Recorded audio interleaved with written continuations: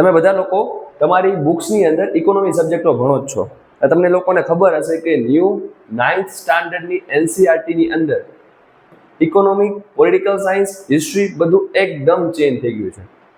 આ બધું તો બધાને ખબર છે, રીલ્સમાં જોવો છો, યુટ્યુબના વિડીયોઝમાં જોવો છો. પણ અહીંયા હું શું નવું લાવ્યો છું? આ જેને એક મસ્તનો કોન્સેપ્ટ છે.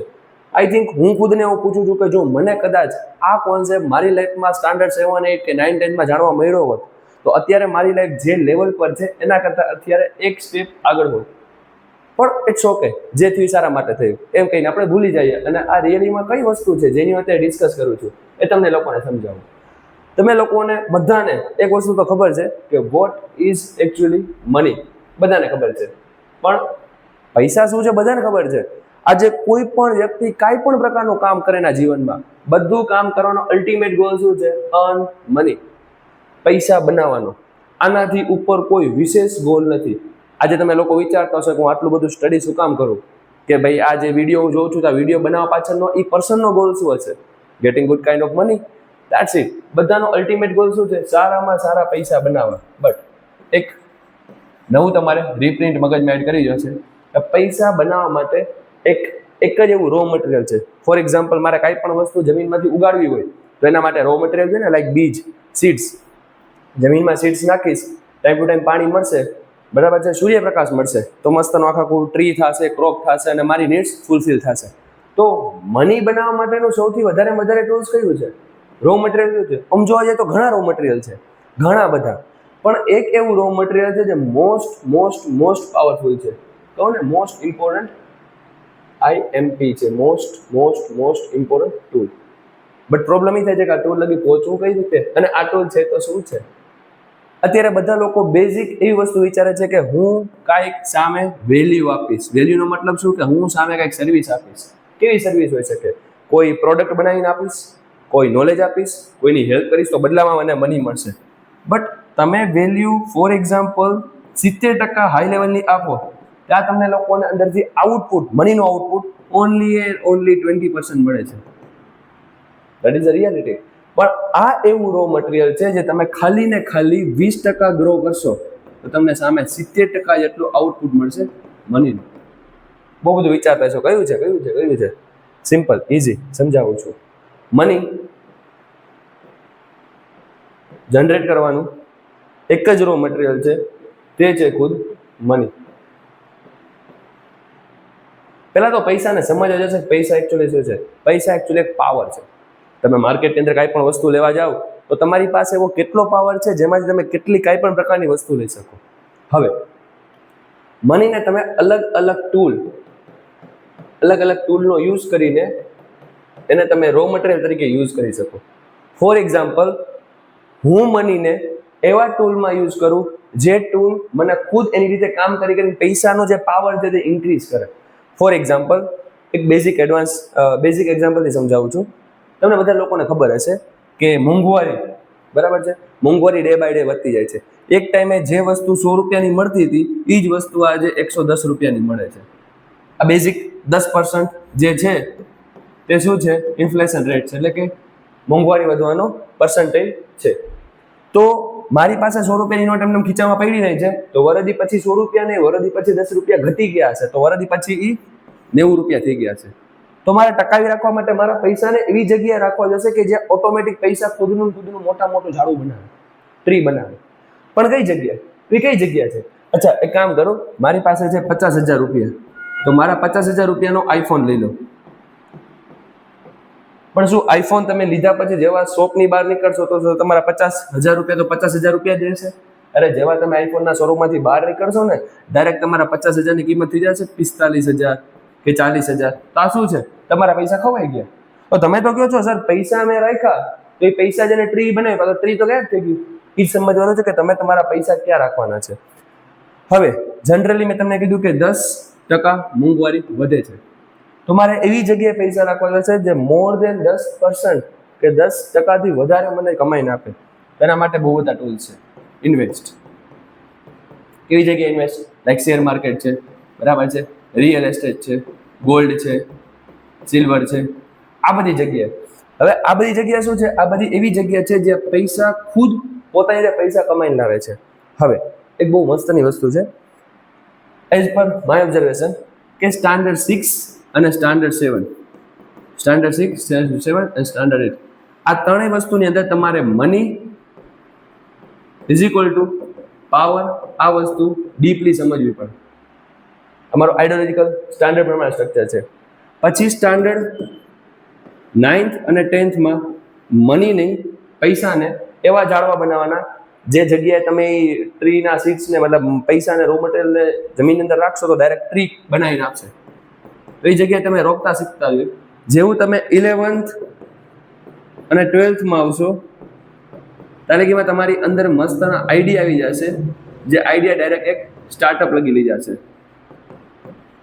તો જેવું તમારું 12th ખતમ જશે તમારી પાસે સારામાં સારો આઈડિયા હશે, જે આઈડિયા સ્ટાર્ટઅપ રાખશે, પણ આઈડિયાને સ્ટાર્ટઅપ પહોંચાડવા માટે કંઈક રો મટીરિયલ જોશે, જે રો મટીરિયલ છે પૈસા, જે પૈસા તમને લોકોને ઓલરેડી સ્ટાન્ડર્ડ 7, 8 અને 9, 10 માં ભણેલા કોન્સેપ્ટ, સમજેલા આઈડિયાથી તમને જનરેટ કરી આપશે. That simple logic. But problem શું છે? અત્યારની એજ્યુકેશન સિસ્ટમ એવી છે કે જેમાં તમને હંમેશા ને હંમેશા પ્રોબ્લેમ્સ જ દેખાડે છે કે આ જગ્યાએ પ્રોબ્લેમ છે, આ જગ્યાએ આવું છે, આ જગ્યાએ તેવું છે. સોલ્યુશન કે છે ને? જૂની એનસીઆરટી 9th સ્ટાન્ડર્ડ હતી, એના ઇકોનોમિકના ચેપ્ટર કંઈક એવા હતા કે ભાઈ પોવર્ટી, ગરીબી એક સમસ્યા છે, અનએમ્પ્લોયમેન્ટ, બરાબર છે, સ્કેરસિટી, બરાબર છે, વોટર સિક્યોરિટી, મતલબ એવી રીતના બધા કે આપણી પાસે સમસ્યા છે, પાણી નથી મળતું, ગરીબોને જમવાનું નથી મળતું, અમુક જે ભણેલા છે ને રોજગારી નથી મળતી, બેરોજગારી છે. તો હંમેશા આપણું એજ્યુકેશન એક પ્રોબ્લેમ અરાઉન્ડ જ હતો. But there were a good news. યાદ કરો વિડીયોના સ્ટાર્ટિંગમાં મેં તમને એક મસ્તનો પોઈન્ટ કીધો હતો કે આપણી પાસે જે એનસીઆરટી છે 9th સ્ટાન્ડર્ડની આખી નવી અપડેટ થઈ ગઈ છે. અને એવી નવી અપડેટ થઈ ગઈ છે જેમાં પ્રોબ્લેમ ઉપર કોઈ પણ પ્રકારનું ધ્યાન નથી આપતા, હંમેશા ધ્યાન આપે છે એના સોલ્યુશન ઉપર.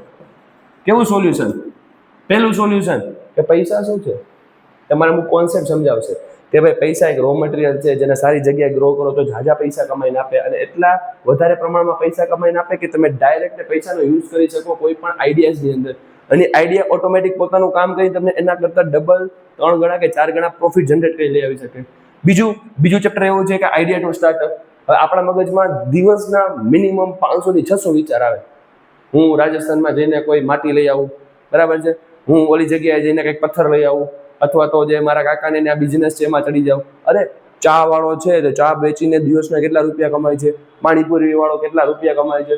તો દિવસમાં તમને 500 જેટલા આઈડિયા આવે છે. બટ જરૂરી વસ્તુ શું છે ખબર છે? આ 500 વિચારમાંથી 499 વિચાર કેમ એલિમિનેટ કરવા અને એક વિચાર ઉપર ફોકસ આપીને તે આઈડિયાને સ્ટાર્ટઅપ ફોર્મમાં લેવું, એ જ સાચું તમારે શીખવાનું છે. કે મને અત્યારે બેઠા બેઠા વિચાર આવશે કે આની બદલે આવું કરું તો, આની બદલે આવું તો કરું તો, આની બદલે પેલું કરું તો, પણ આ બધા જે ફાલતુ વિચાર છે ને ફિલ્ટર કરીને એક એવો પાવરફુલ વિચાર કે જે તમારી લાઈફને ઓટોમિક, એટલે કે ટાઈમ બોમ્બની જેમ બ્લાસ્ટ થઈને તમને સારામાં સારું રિઝલ્ટ આપી શકે. તો એ જ છે. પછી મેનેજ યોર પર્સનલ ફાઇનાન્સ. અત્યારે બહુ બધા સ્ટુડન્ટ્સને કે બહુ બધા વ્યક્તિને ખબર નહીં હોય કે ભાઈ મારી પાસે પર્સનલ ફાઇનાન્સ છે, લાઈક મારી પાસે સેલેરી આવે છે, એ સેલેરીને કેમ મેનેજ કરવી. અત્યારે ક્રેડિટ કાર્ડની સ્કીમની અંદર મોસ્ટ ઓફ લોકો પોતે કહેવાય ડેપ ટ્રેપ, ઉધારીના ચક્કરમાં એટલા ફસાઈ જાય છે કે સેલેરી તો 1 લાખ રૂપિયા છે, 1 લાખ રૂપિયા સેલેરી છે, પણ 1 લાખ રૂપિયા સેલેરીમાંથી 90,000 તો માત્ર ને માત્ર ઈએમઆઈ છે. કેવાય ઈએમઆઈ? પર્સનલ લોન થઈ ગઈ, બરાબર છે, કોઈ ટીવીની લોન થઈ ગઈ, કોઈ બાઇકની લોન થઈ ગઈ, કોઈ કારની લોન થઈ ગઈ, કોઈ હોમ લોન થઈ ગઈ, કોઈ એજ્યુકેશન લોન થઈ ગઈ.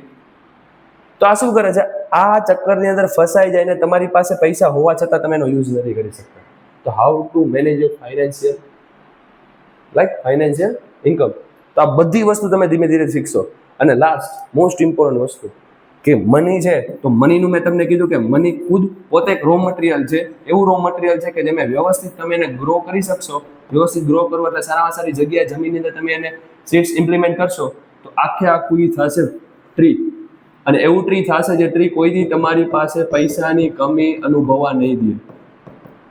બટ એના માટે તમારે જાણવું જ હશે કે એવી કઈ જમીન છે, એવું કઈ પ્રકારનું ખાતર, જેવું કઈ પ્રકારનું પાણી છે કે જે ઝડપથી ઝાડ બનાવે. હવે તમે વિચારો, સર 25 વર્ષનો થયો, અત્યારથી સીડ્સ નાખી દો તો શું 55 વર્ષે મને ઝાડવું બની જશે? બની જાય ઇઝીલી. પણ શું કામ એને 55 વર્ષ? એવું વિચારો કે 25 વર્ષનો છું અને 40 વર્ષમાં ટ્રી બની જાય, તો 40 થી લઈને 55 વર્ષ લગી એ ટ્રીઝ ઉપર બનેલા ફ્રૂટ્સને એન્જોય કરો. તો આ જ કેલ્ક્યુલેશન સાથે તમારે જીવવાનું છે. હા, બીજી વસ્તુ, વ્યક્તિ એવું વિચારે કે હું શું કામ એના ભવિષ્યનું વિચારું, અત્યારે છે પૈસા ચાલો એન્જોય કરું, કાલ લાઈફ છે કે નથી રે, આ બધી ફિલોસોફી તમને છો એના કરતા નીચે લેવલમાં લઈ જશે. હંમેશા કેલ્ક્યુલેટિવ દિમાગ યુઝ કરવો છે, એના કરતાં વધારે કંઈ મન કરવું, આજે છે દેટ્સ ફાઇન, કાલે હશે કે નહીં હોય એની ઉપર વધારે ફોકસ દેવું. અને આ જ નાના નાના તમારા વિચાર છે, નાના નાના ઇમ્પેક્ટ છે જે મનીને લઈને સારામાં સારું ટ્રી બનાવશે. અને એવું ટ્રી કે તમે આઈ થિંક તમારી ફેમિલી તો ઠીક છે પણ આવનારી જનરેશનને એક લેવલ ઉપર લઈ જઈ શકશો. તો આ તો અત્યારનો ઇકોનોમિક કોન્સેપ્ટ અબાઉટ મની. તો મની એક પાવર છે, બીજું કાંઈ નથી ને મની ખુદ પોતાનું રો મટીરિયલ છે. જેવી રીતે સીડ્સ નાખીને ટ્રી બને, જેવું રો મટીરિયલ મની છે એવું જ મની ખુદનું દુશ્મન પણ છે, એનિમી પણ છે. કેમ?